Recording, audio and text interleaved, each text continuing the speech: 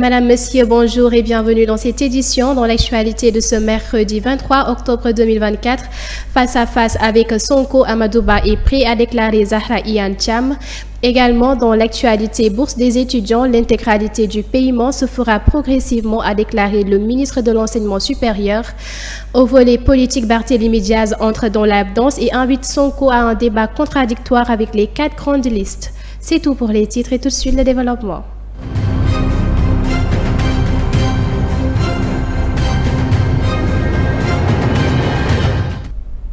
À la une, donc, face à face avec Sonko, Amadouba est prêt à déclarer Zahra Iyane Thiam. Amadouba est prêt à débattre avec Sonko et lui laisse le choix de la date et de l'heure.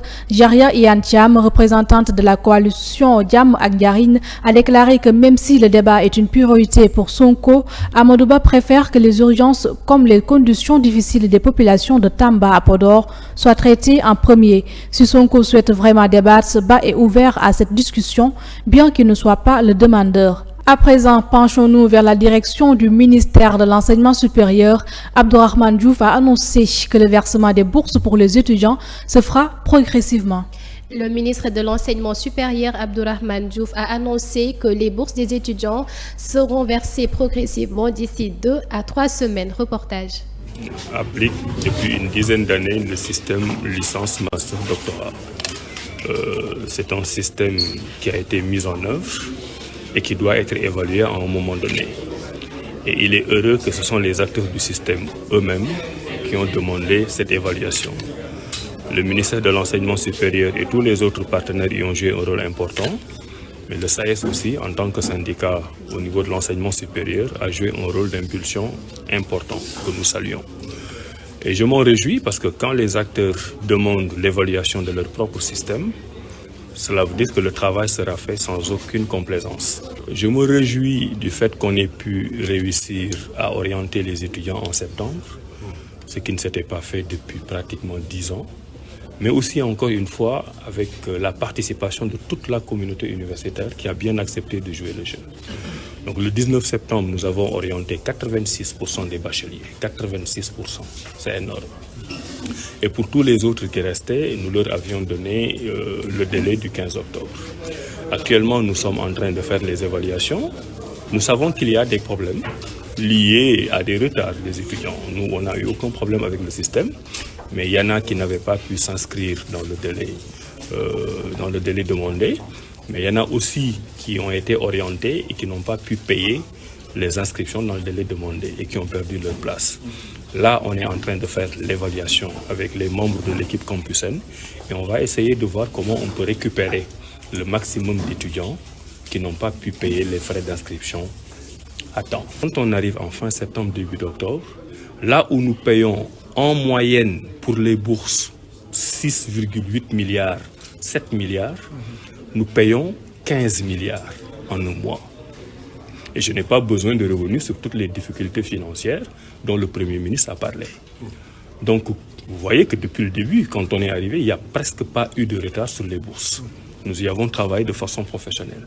Mais là, nous arrivons à un pic où il faut d'un coup trouver 15 milliards pour payer tout le monde. Ben, ces 15 milliards ne sont pas arrivés d'un coup. Ces 15 milliards arrivent au compte-gouttes. Et on n'avait que 2 options.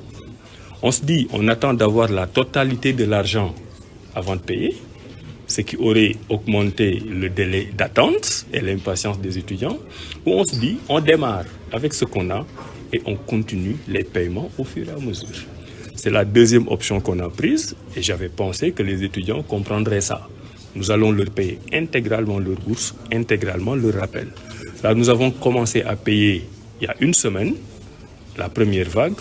La deuxième vague va commencer dès cette semaine parce que nous avons beaucoup discuté avec la banque qui est aussi en train de nous accompagner. Donc nous espérons qu'il n'y aura pas de rupture.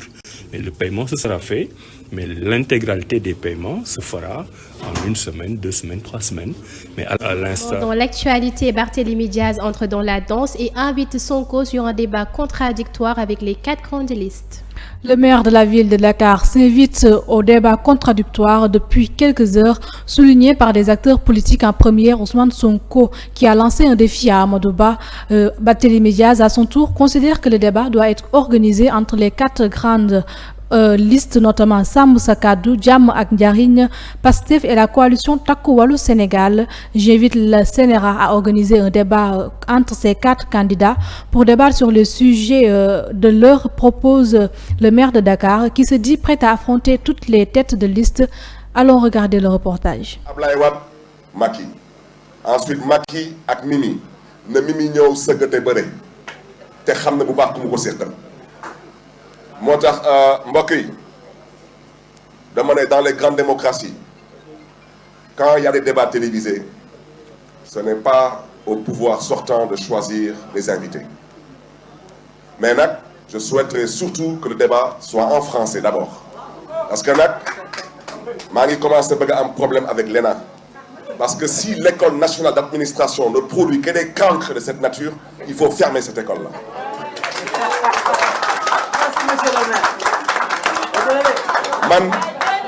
man suma pap c'est un énarque sorti majeur de sa promotion wante y a un sérieux problème à l'ENA aujourd'hui parce que énarque bu déggul tubaab y a un problème te loolu mooy dëgg bi maintenant nag il faut chercher vaille que vaille à masquer son incompétence et ses faiblesses ça ne passera pas on l'invite à un débat et on l'invite surtout à un débat sur ces 7 derniers mois comme nee na y a pas de scandale à laser dinañ ko wan fan la scandale bi nekk jarul xulul comme nee na amul scandale ONAS dinañ ko wan fan la scandale bi nekk parce que nag munoo dëkk di fen ngeen jégal ma ci baatu mais loolu mooy dëkk di fen ku waxul dëgg da ngay fen dëkk di ruube dëkk di dóor marto ne nag kenn du la ko wax yaay kan moo tax nous invitons ou le CNRA à organiser un débat entre les candidats suñ ma waxee candidats yi dañu bëri ma leen waaw su leen neexee ngeen xool nu ngeen di ko organiser wante lu candidats yi bëri ñu ngeen di nuyu ñoom ñëpp wante am na 9 listes fu mu nekk nii c'est 4 listes qui font l'actualité moo tax ma ne ko Mimi bàyyil di noggatu grand yi bàyyil di jéem a napp grand yi te bàyyil di naan fitu grand yi te nga ñëw jàkkaarloo ak sa maas loolu mooy dëgg mbokk yi Tambacounda ñu ngi gërëm di sant la population de Tambacounda parce que wax dëgg yàlla démb nit ñi dañu mobiliser wu ñëw wax dëgg yàlla pour jàppale am ñeneen nag ñu ñëw nag pour ruube ak cokkaas wante ñooñu moom gëm naa ni bagage suñu leen def démb moom ko fàtte te su leen neexee tamit nañu waajal le 30 noonu la mbir mi demee parce que ci dëkk gis ngeen dem. Toute autre chose, affaire Dieynaba Ndiaye et Alioune Badara Mbacké, une première audience a eu lieu et pourrait être reportée. Dieynaba Ndiaye, victime de violences conjugales, a été emprisonnée après avoir filmé son mari pour prouver ses abus et les condamner à 3 mois de prison. Son histoire suscite l'indignation et le hashtag Free Dieynaba fait le tour de la toile. On passe maintenant à l'actualité internationale. Russie-Ukraine, vague de drones avec des deux côtés. La Russie, soutenue par l'Iran pour les drones, et la Corée du Nord par les missiles, intensifie ses attaques sur Ukraine. Dans la nuit du 22 octobre, 60 drones ont été lancés, dont 42 ont été abattus par l'armée ukrainienne. 3 personnes, y compris un enfant, ont été tuées à Soumy à cause d'une attaque de drones. Les lancements proviennent des zones russes et certains drones ont même fait demi-tour vers la Russie. Allons regarder le reportage. 3 morts, dont un enfant à Soumy. Les autorités locales révèlent le bilan. Selon elles, le bombardement nocturne de l'armée russe a touché des immeubles résidentiels et des infrastructures publiques. Avant l'invasion à grande échelle de l'Ukraine par la Russie, Soumy comptait plus de 25 000 habitants. La ville est aujourd'hui en grande partie désertée. Soumy est frontalière de la région russe de Koursk, où les forces ukrainiennes contrôlent plusieurs centaines de kilomètres carrés.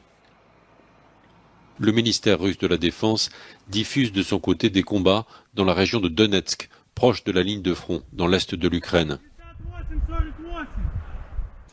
Selon l'armée de l'air ukrainienne, la Russie a tiré dans la nuit plus de 60 drones explosifs.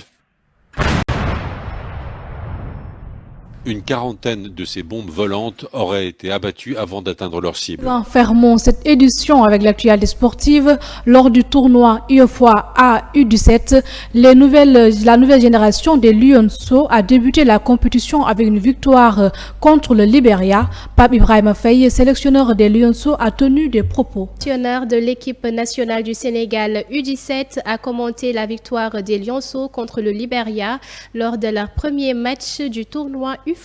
Athiès, reportage. On peut dire que c'est un match à deux visages. Une bonne première mi-temps où l'adversaire a souffert, vu notre organisation, surtout sur le plan défensif. On est monté les chercher haut, ce qui nous a valu 2 buts. On les a fait courir aussi derrière le ballon. Mais pourquoi un match à double visage? Ce que nous avons fait en première mi-temps, l'adversaire quand même avec un bon coaching. Vous remarquez que l'équipe adverse, le coach adverse a bien analysé notre jeu et lui aussi donc s'est adapté, a mis le pressing haut. Nos jeunes ont eu des difficultés pour sortir le ballon. On a été léger, trop léger même sur le but, parce que c'est une perte de balle de notre gardien de but. Mais tout ça, quand on est au niveau de la formation, c'est des choses qu'on corrige. On n'est pas très pressé donc, de faire des résultats. On est plus dans le développement et la formation des jeunes. Merci. Voilà, vous vous êtes pas trompé, mais le discours n'a pas été un discours tendre. Ça n'a jamais été aussi un discours de quelqu'un qui a déjà gagné un match. Alors, mais vu leur jeune âge, même avant le match, on avait parlé du complexe de supériorité. Il ne doit pas avoir de complexe de supériorité. Donc, en Afrique ou dans le monde, maintenant, partout ça joue. Partout les gens se forment, que ce soit les coachs ou bien les pratiquants. Donc, il n'y a pas un discours léger dans les vestiaires. Mais malheureusement, peut-être, je dis, parce que je ne suis pas là aussi pour être leur avocat, ils ont fourni trop d'efforts en première mi-temps. Avec des appels de balles vers l'avant, des courses où on leur demandait tout le temps de plonger et d'aller chercher l'adversaire. Je dis que ça pète ça aussi. Ensuite, nous n'étions pas seuls dans le terrain. L'adversaire, c'était comme une bête blessée. Et là aussi, ça habitant. Et ça aussi, il faut le reconnaître. Ce n'est pas une faiblesse de notre part. Mais en deuxième mi-temps, on a été dominé par l'adversaire. Ouais, en une mi-temps, on a marqué 2 buts, mais l'adversaire n'a pas marqué 2 buts. Au finish, c'est nous qui avons gagné le match. Donc je ne peux que les féliciter pour les efforts fournis. Bien vrai qu'on était attendu et qu'on pouvait en première mi-temps mettre 4 buts, mais je ne crache pas sur la victoire. Ce n'est pas parce que seulement nous sommes le Sénégal et qu'on est là pour dire non, on va gagner tout le monde 4-0, 5-0. Non, une victoire, c'est une victoire. Et je m'en glorifie. Déjà, on se fixe des objectifs intermédiaires. Gagner le match à venir. Ça, donc, en parlant de perspective, on veut gagner le match contre la Gambie et se lancer maintenant vers les autres matchs, la demi-finale ou bien la finale. Mais vous n'ignorez pas que l'année dernière, notre équipe était championne d'Afrique. Mais on était championne d'Afrique. Mais ce cycle, c'est terminé. On a repris avec des jeunes joueurs. Dans le terrain aujourd'hui, il n'y a pas un seul qui était dans l'équipe l'année dernière. Celui qui était dans l'équipe l'année dernière, il est en convalescence. C'était notre capitaine d'habitude. Donc, on a changé d'équipe. Mais on est ambitieux. Nous sommes le Sénégal, on est ambitieux. On veut repartir en Afrique. Donc ça fait partie donc, des perspectives, des objectifs. Mais l'objectif immédiat, c'est le match qu'on doit jouer contre la Gambie. Merci. Oui, donc, je l'ai dit tantôt à votre confrère, nous sommes dans la formation et le développement. Mais la gagne aussi fait partie de la formation. Donc, en vous connaissant, je sais que vous êtes... Et on se quitte sur ces notes de sport. C'est donc la fin de cette édition. Merci de l'avoir suivi et excellente suite des programmes sur Télé Sénégal TV.